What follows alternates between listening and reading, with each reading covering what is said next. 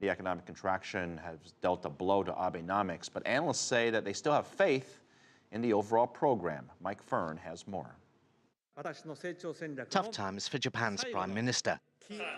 For nearly 2 years, Shinzo Abe has been promising that his economic revitalization plan would raise spending, end deflation, keep jobs in Japan and cut the country's massive public debt.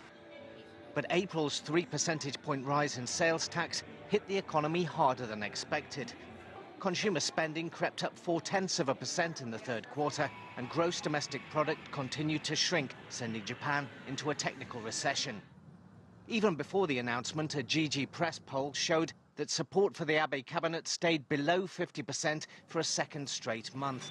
In an attempt to win back public support, Abe has delayed next October's 2 percentage point sales tax increase by 18 months.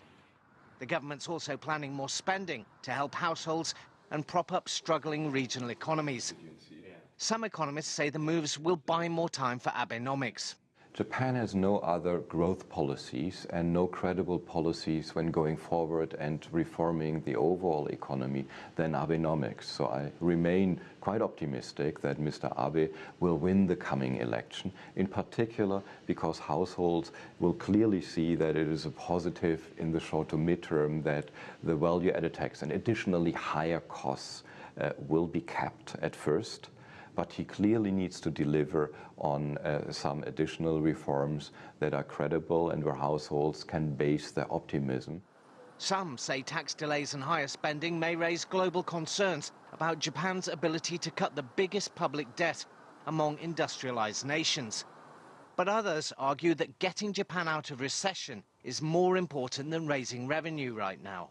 The scheduled tax hike in next year was like a dark cloud waiting to hit Japanese economy at the end of next year. So by removing that dark cloud, it should boost confidence by the corporate managers so that they feel more willing to invest in the immediate future. So what is important for Japan is defeating deflation, and balancing the budget can wait. Even with a delay in raising the sales tax, Takuji Okubo is not that optimistic about the short-term outlook. He says the economy will grow 0.3% in 2015, matching his forecast for this year.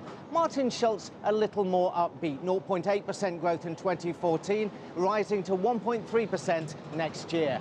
Mike Firn, CCTV, Tokyo.